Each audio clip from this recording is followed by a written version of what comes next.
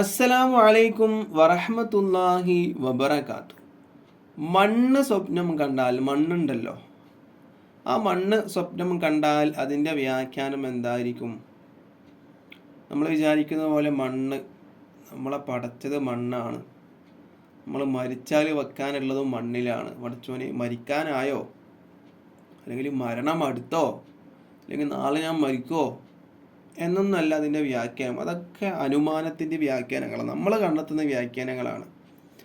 ഇതിനെക്കുറിച്ചിട്ട് മഹാനായ മുഹമ്മദ് അലിൽ കുത്തുബി എന്നവർ അവിടുത്തെ ഒരു കിതാബിൽ 67-ാമത്തെ പേജിൽ പറയുന്നുണ്ട്.